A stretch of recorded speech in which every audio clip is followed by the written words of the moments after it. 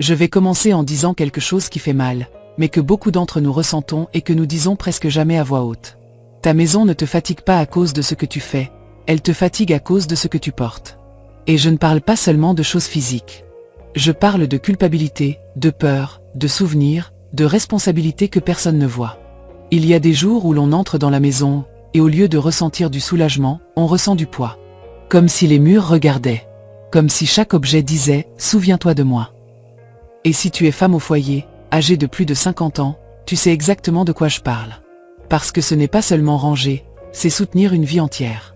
Aujourd'hui, je veux te parler d'erreurs psychologiques qui se produisent à l'intérieur de la maison, des erreurs silencieuses, quotidiennes, qui semblent normales, mais qui peu à peu drainent ton énergie, ta joie et même ton identité. La première est de croire que ta valeur réside dans le fait de tout maintenir impeccable. Pendant des années, on nous a appris qu'une bonne femme au foyer est celle qu'on ne remarque pas, celle qui résout, celle qui nettoie, celle qui range, celle qui ne se plaint pas. Et sans t'en rendre compte, tu commences à mesurer ta valeur à l'état de la maison. Si elle est en désordre, tu te sens coupable. Si tu n'as pas eu le temps de nettoyer, tu te sens insuffisante. Et c'est une erreur profonde, parce que ta valeur ne se trouve pas dans un sol brillant ni dans une cuisine rangée. Ta valeur est en toi, même aujourd'hui si tu es fatigué, même aujourd'hui si tu n'as pas de force, même aujourd'hui si tu décides de te reposer. La maison n'est pas un examen quotidien que tu dois réussir. La deuxième erreur est de garder des choses par peur, et non par amour. Et cette erreur est silencieuse, parce qu'elle vient presque toujours déguisée en prudence, en responsabilité, en « être prévoyante ». Tu gardes des vêtements que tu n'utilises plus au cas où un jour tu en aurais de nouveaux besoins. Tu gardes des meubles que tu n'aimes plus parce qu'ils ont coûté cher et que ça fait mal de penser que c'était une mauvaise décision. Tu gardes des objets qui n'ont aucune utilité réelle simplement parce que quelqu'un te les a offerts et que tu ressens que t'en débarrasser serait un manque de respect. Et ainsi, peu à peu, ta maison se remplit de choses que tu ne choisis pas aujourd'hui, mais que tu tolères par peur. Chacune de ces choses semble inoffensive séparément, mais ensemble elles créent une charge invisible. Parce qu'il ne s'agit pas seulement d'occuper de l'espace physique, il s'agit d'occuper de l'espace émotionnel. Chaque objet gardé par peur te rappelle quelque chose. La crainte d'en avoir besoin à l'avenir, la peur de gaspiller, la culpabilité de jeter, le souvenir d'une personne, d'une étape, d'une décision passée. Et ton esprit, même si tu ne le remarques pas, enregistre tout cela. C'est pour cela qu'il y a des maisons qui se sentent lourdes, même lorsqu'elles sont propres. Ce n'est pas de la saleté, c'est de l'histoire accumulée sans être digérée. Cette erreur est très courante chez les femmes qui ont appris à survivre avec peu, à tout utiliser, à ne rien jeter, parce que ça peut servir. Peut-être viens-tu d'une époque où rien ne dépassait, où tout était conservé, au cas où. Et cet enseignement, qui a été nécessaire autrefois, peut aujourd'hui être en train de te limiter. Parce que tu n'es plus dans ce moment de pénurie, mais ta maison continue de fonctionner comme si tu y étais encore. Comme si l'avenir était toujours une menace et non une possibilité. Et le plus difficile est que très souvent tu confonds l'objet avec la sécurité que tu crois qu'il te donne. Tu as l'impression qu'en le gardant tu te protèges, que tu anticipes, que tu es responsable. Mais la vérité est que cette sécurité est fausse, parce que le prix que tu paies est de vivre entouré de choses qui ne te représentent pas, que tu n'utilises pas, que tu n'aimes pas. Des choses qui ne prennent pas soin de toi, mais qui ne te laissent pas non plus avancer. Quand tu gardes à partir de la peur, ta maison cesse d'être un refuge et devient un dépôt de peurs anciennes. Des peurs qui peut-être ne sont même pas les tiennes, mais héritées. Et le présent reste coincé entre des couches de passé et de « au cas où ». Lâcher n'est pas perdre, lâcher c'est faire confiance. Faire confiance au fait que tu sauras résoudre, que tu n'as pas besoin de tout porter pour être en sécurité, que ta maison peut être un espace de calme et non de préoccupation constante. Et quand tu commences à ne garder que ce que tu aimes, quelque chose s'allège, pas seulement sur les étagères, mais aussi à l'intérieur de toi. La troisième est de penser que tout dépend de toi. Et cette pensée, même si elle se déguise souvent en responsabilité, est l'une des plus épuisantes qui existent. C'est cette idée constante que si tu ne le fais pas, personne ne le fera. Que si tu ne ranges pas, ne nettoies pas, n'organises pas, tout se désorganise. Que si tu n'es pas attentive, le monde s'écroule. Et ainsi tu vis dans un état d'alerte permanent, comme si tu ne pouvais jamais baisser la garde. Cette erreur n'est pas née parce que tu voulais tout contrôler. Elle est née parce que pendant des années tu as dû le faire. Parce que quelqu'un devait s'en charger et que c'était toi. Parce que tu as appris que faire confiance, c'était risquer que quelque chose se passe mal. Alors tu as commencé à anticiper, à résoudre avant qu'on ne te le demande, à prendre en charge même ce qui ne te correspondait pas. Et avec le temps, cette façon de vivre est devenue normale. Tellement normale que tu ne te demandes même plus si elle est juste. La maison devient le scénario parfait pour ce schéma. Chaque chose hors de place est un signal d'alarme. Chaque tâche en attente est un poids qui tombe sur toi. Et même si tu es entouré de personnes, très souvent tu te sens seul dans la responsabilité. Parce que ce n'est pas seulement nettoyer ou ranger, c'est penser, planifier, se souvenir, anticiper. C'est porter dans la tête une liste interminable de choses à faire. Et cela fatigue plus que n'importe quel effort physique. Bien souvent, ce n'est pas que les autres ne peuvent pas aider, c'est que toi tu as appris à ne pas lâcher. Pas parce que tu ne veux pas, mais parce que tu ressens que si tu le fais, quelque chose va échouer. Peut-être penses-tu que tu le feras plus vite, mieux, sans problème. Peut-être ressens-tu que demander de l'aide, c'est déranger ou montrer une faiblesse. Et ainsi, sans t'en rendre compte, tu te transformes en l'unique responsable du bon fonctionnement de tout. Mais ce rôle a un coût émotionnel énorme. Et je veux te dire quelque chose d'important. Porter tout ne te rend pas plus forte, ça t'use. Vivre dans un contrôle constant n'est pas de la tranquillité, c'est de la tension accumulée. Une maison où tout dépend d'une seule personne n'est pas un foyer équilibré, c'est une source constante de pression. Lâcher n'est pas abandonner, c'est partager. Déléguer n'est pas perdre le contrôle, c'est récupérer de l'énergie. Et quand tu commences à permettre que tout ne dépende pas de toi, la maison cesse d'être une charge et commence, peu à peu, à se sentir plus légère, tout comme toi. La quatrième erreur est de confondre mémoire et objet. Et cette erreur touche des fibres très profondes, parce qu'elle n'a pas à voir avec le désordre, mais avec l'amour, avec l'histoire, avec ce que tu as vécu. Croire que si tu jettes quelque chose, tu jettes un souvenir, une personne, une étape de ta vie. Comme si en lâchant un objet, tu trahissais ce qui a été important pour toi. Et c'est pour cela que c'est si difficile.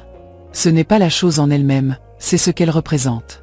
Cette erreur est très fréquente quand tu as déjà beaucoup vécu, quand ta vie est passée par de grands changements, par des adieux, par des deuils qui n'ont pas toujours pu être exprimés. Alors tu commences à garder comme une façon de te protéger de l'oubli. Tu gardes parce que tu crains que, si ce n'est plus là, le souvenir s'efface. Tu gardes parce que cet objet semble être le dernier fil qui te relie à quelqu'un ou à une version de toi-même qui n'existe plus. Mais ici, il y a quelque chose que j'ai besoin de te dire avec beaucoup de clarté et de tendresse. Les souvenirs ne vivent pas dans les choses, ils vivent en toi.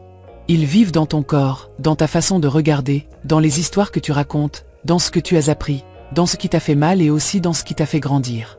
Aucun objet ne peut contenir cela. Et aucun objet n'est capable de remplacer ce que tu portes à l'intérieur.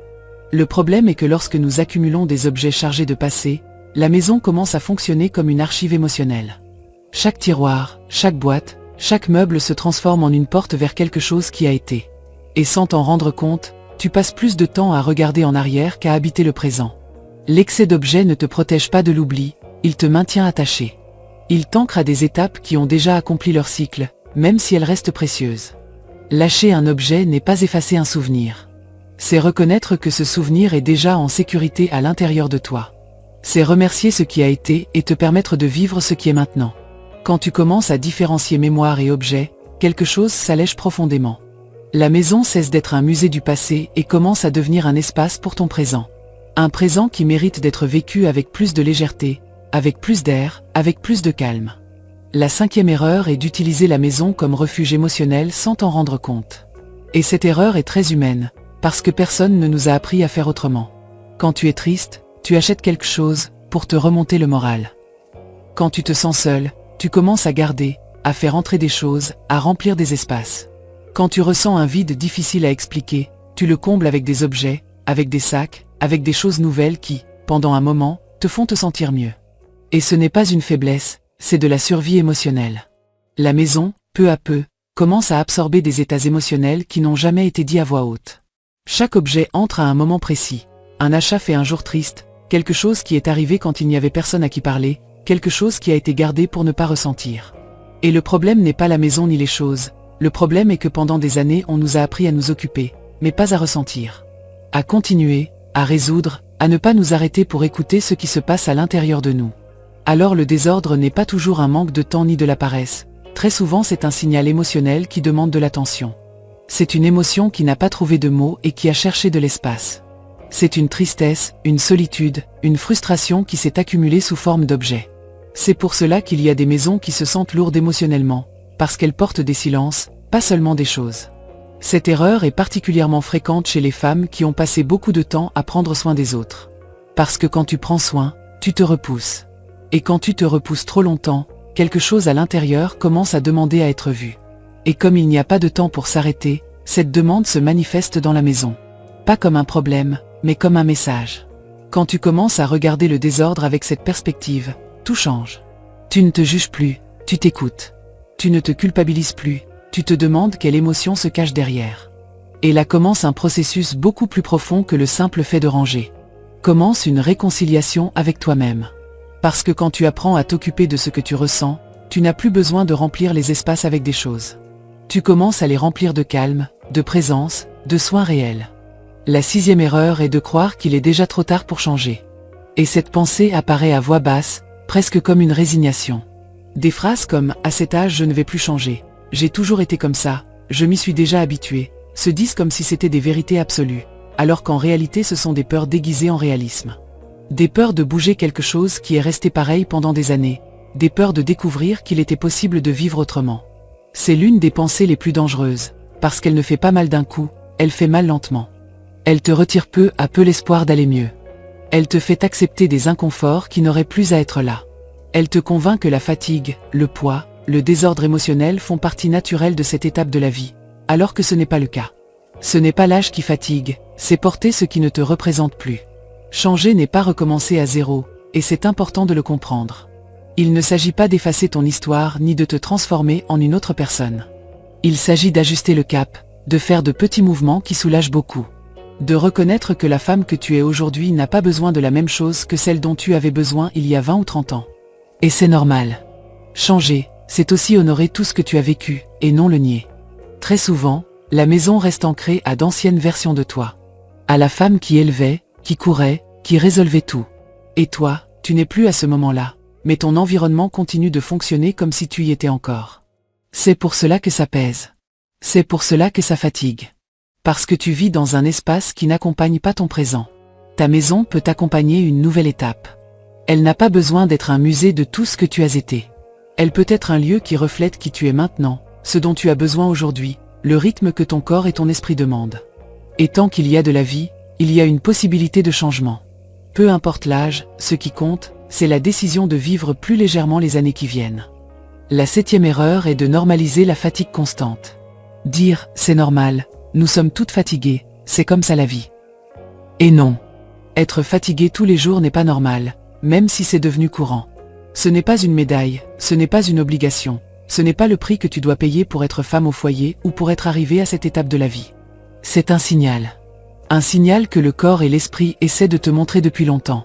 Très souvent, cette fatigue ne vient pas du travail physique en soi. Elle ne vient pas seulement de nettoyer, de cuisiner ou de ranger. Elle vient du bruit constant qui t'entoure. Du bruit visuel de trop de choses à la vue. De la surcharge mentale de savoir qu'il y a des choses en attente dans chaque coin. De marcher dans la maison et de sentir qu'il y a toujours quelque chose à faire, quelque chose à réparer, quelque chose à résoudre. Même si tu t'assois, ton esprit reste debout. Chaque objet sans place, chaque tiroir en désordre, chaque espace saturé envoie un message à ton cerveau, ceci est en attente. Et le cerveau, qui ne connaît pas le repos tant qu'il y a des affaires ouvertes, reste en alerte. C'est pour cela que tu te couches fatigué et que tu te lèves fatigué. Pas parce que tu n'as pas dormi, mais parce que tu n'as jamais complètement déconnecté. La maison se transforme en une liste permanente de tâches, même quand tu ne fais rien.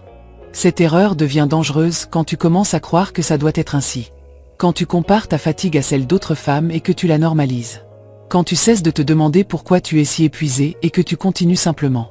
Mais le corps ne s'habitue pas, il s'abîme. Et l'esprit non plus.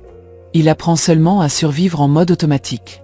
Récupérer de l'énergie ne signifie pas toujours faire moins. Parfois cela signifie avoir moins de bruit autour de toi. Moins de stimuli, moins de choses en attente visible, moins de charges inutiles. Quand tu commences à alléger l'environnement, tu allèges aussi ton esprit. Et quand l'esprit se repose, le corps suit. Tu n'es pas fatigué parce que tu es faible. Tu es fatigué parce que tu portes depuis trop longtemps plus que ce qui te correspond. La 8e erreur est de t'oublier à l'intérieur de ta propre maison. Et cette erreur fait mal d'une manière très silencieuse, parce qu'elle ne se voit pas à première vue. La maison fonctionne, tout est là pour les autres, il y a des espaces pour tout le monde, sauf pour toi. Il n'y a pas un coin qui te représente, qui parle de qui tu es aujourd'hui, de ce que tu aimes, de ce dont tu as besoin. Tout est pensé pour servir, pour accomplir, pour répondre aux autres. Et toi, tu passes en dernier sur la liste. Peu à peu, tu t'effaces sans t'en rendre compte. D'abord, tu arrêtes d'acheter quelque chose qui te plaît parce que ce n'est pas nécessaire. Ensuite, tu cesses d'occuper certains espaces parce que ce n'est pas approprié.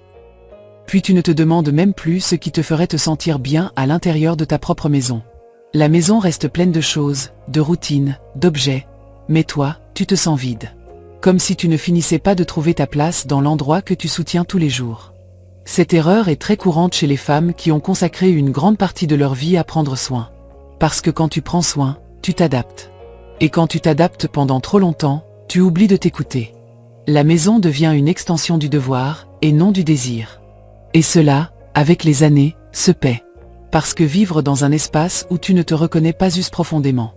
La maison devrait être l'endroit où tu peux le plus être toi-même. Où tu peux respirer sans ressentir de culpabilité. Où tu peux t'asseoir et sentir que cet espace te soutient aussi. Il ne s'agit pas d'avoir une grande chambre ni de grands changements. Parfois il suffit d'un coin, d'un objet choisi avec intention, d'un espace qui dise « ici, je suis aussi là ». Quand tu commences à te redonner une place à l'intérieur de ta propre maison, quelque chose se réorganise à l'intérieur. Tu ne vis plus seulement pour maintenir, tu commences à habiter. Tu ne te sens plus une invitée dans ton propre foyer. Tu te reconnectes à toi, à ton identité, à ta présence. Et la maison, alors, cesse d'être seulement un lieu qui fonctionne. Et commence à être un lieu qui t'enlace. Si tu es arrivé jusqu'ici, je veux que tu saches quelque chose d'important. Tu n'es pas en train d'échouer. Tu n'es pas cassé. Tu n'es pas désordonné par nature. Tu as beaucoup vécu, tu as beaucoup soutenu, et ta maison est le reflet de cette histoire. Chaque objet, chaque coin, chaque accumulation parle de tout ce que tu as porté, de tout ce que tu as résolu, de tout ce que tu as mis avant toi. Et ce n'est pas un défaut, c'est un signe de tout ce que tu as donné. Mais je veux aussi te dire quelque chose avec beaucoup d'espoir. Ta maison peut être le début d'une étape plus légère, plus consciente, plus bienveillante avec toi. Peu importe l'âge que tu as ni depuis combien de temps tout est resté pareil. Il est toujours possible de faire de petits changements qui soulagent beaucoup. Il ne s'agit pas de nettoyer plus ni de t'exiger davantage. Il ne s'agit pas de devenir une autre personne ni de faire les choses parfaitement. Il s'agit de mieux te comprendre. De t'écouter. De commencer à garder ce qui prend soin de toi et de lâcher, peu à peu, ce qui ne te soutient plus. Si certaines de ces paroles t'ont touché, si tu as senti que quelque chose de tout cela décrivait ta maison ou ta façon de la vivre, écris-moi dans les commentaires quelle a été l'erreur que tu as le plus reconnue. La nommer est déjà un pas énorme. Parce que quand tu le dis à voix haute, elle cesse de peser sur toi seul. Et en plus, tu aides d'autres femmes qui ressentent la même chose et qui croient être les seules. Et si tu veux continuer à parler d'ordre émotionnel, de maisons qui soignent et non qui épuisent, d'espaces qui accompagnent et n'exigent pas, reste ici. Parce que ce n'est pas la fin, c'est le début d'une manière différente d'habiter ta maison, et aussi de t'habiter toi-même.